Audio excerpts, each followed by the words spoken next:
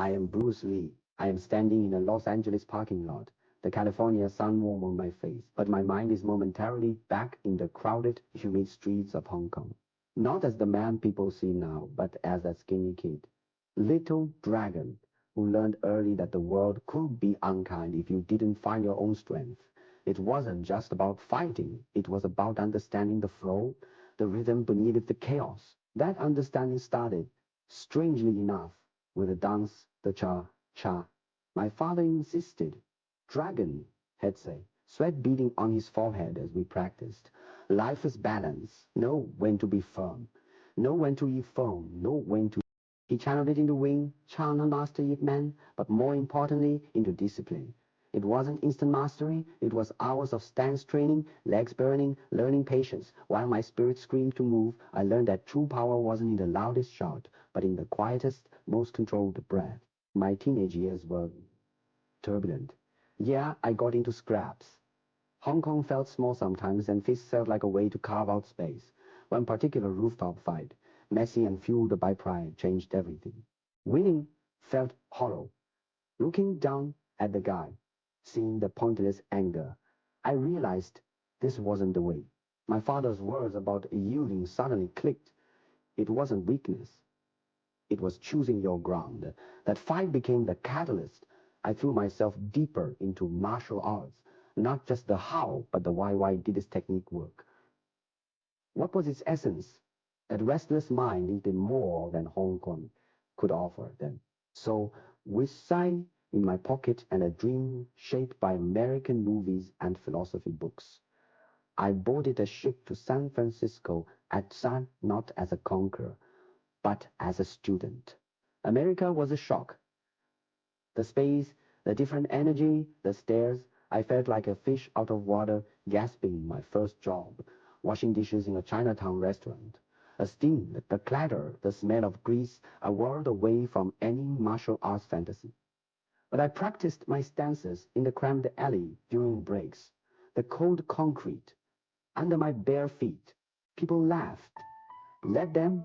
I found a small, dingy basement space in Oakland and started teaching. My students were an unlikely bunch. A big, skeptical cop named Steve, a quiet bookstore clerk named Maria, a college kid fascinated by Eastern thought. I didn't just teach punches and kicks. I talked about awareness, about intercepting the opponent's intention. Jeet Kune Do wasn't a style then, just an idea bubbling in my head. Empty your mind, I'd tell them, frustrated when they clung rigidly to forms. Be formless, shapeless, like water. You put water into a cup, it becomes a cup. It becomes a cup, it becomes a teapot. It becomes a teapot. Steve scoffed initially, water. Lee, I need to stop a guy with a knife. But months later, when he disarmed the suspect using a flowing deflection drill, not brute force, he came back with a look of pure wonder. That was a spark. Maria found her confidence not in aggression, but in precise economical movement. Seeing their growth, that spark igniting in their eyes, fueled me more than any trophy. The path wasn't smooth. Hollywood. Ha! They saw the color of my skin before the fire in my eyes. I landed the role as Kato in The Green Hornet, the faithful driver, faithful, but silent for the most part. I poured everything into those fight scenes, making Kato. After the show ended, the silence was deafening. Big meetings with studio executives. Bruce, one said, leaning back, puffing a cigar. Audiences just aren't ready for an Asian leading man. Maybe a villain, someone exotic. The word exotic stung. It meant other, not us. I walked out of that office, the California sun feeling cold. The frustration was a physical weight. I drove to the beach, watched the waves crash and recede, water adaptable, persistent. It didn't fight the rock, it flowed around it, wore it down over time. That night, in my garage gym, the heavy bag wasn't just an opponent.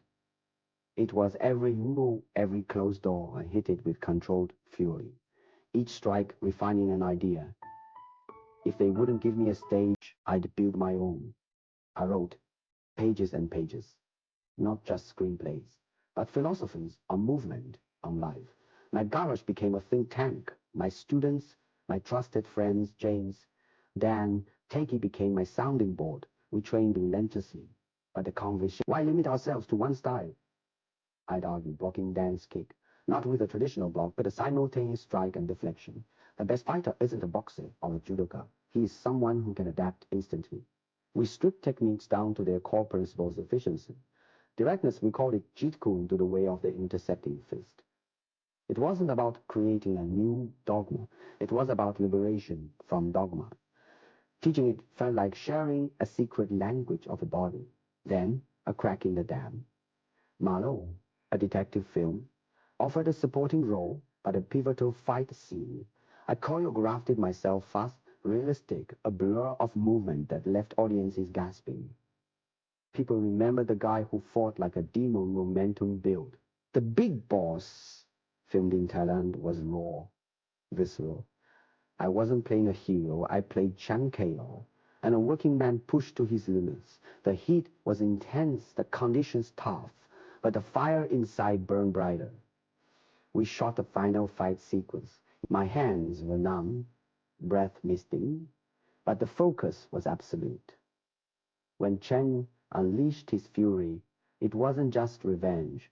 It was the eruption of years of suppressed dignity. The film exploded across Asia. Suddenly, that kid washing dishes was a star. Fist of Fury followed, then Way of the Dragon, where I faced Chuck Norris in the Colosseum, a dream made real, sweat and respect dripping onto ancient stones. But the biggest fight wasn't on screen. It was convincing Hollywood that the world was ready. Enter the Dragon became the battleground, co-producing, co-writing. Starring, I pushed for authenticity, for respect. No more caricatures. The script meeting, Bruce, this line is too philosophical for an action film. Why? I'd counter. Can't a man who fights also think? Can't strength have a mind? I fought for every nuance, every moment that showed depth beneath the action. The pressure was immense, a constant hum beneath the surface. One evening, utterly drained, I sat on the steps of my Hong Kong home. My young son, Brandon, maybe 4 years old, toddled up, holding a toy wooden sword. "Daddy strong?" he asked, his eyes wide. I picked him up. "His strong isn't just muscles, little dragon," I whispered, resting my chin on his head, watching the first stars appear. "It is here," touching his chest, and here, touching his temple. "It is knowing when to be hard, when to be soft, like water." He just giggled and wiggled down, swinging his little sword at imaginary foes. That simple moment, the weight of Enter the Dragon roared onto screens. It wasn't just a hit. It changed the landscape. The world saw martial arts not just as fighting, but as an expression of discipline, philosophy, art. The letters poured in from kids in Brooklyn, from mothers in Manchester, from soldiers, from artists. They spoke of finding confidence, of overcoming fear, of finding that fluidity wasn't weakness. That was a true victory, not the box office, but the spark ignited in millions.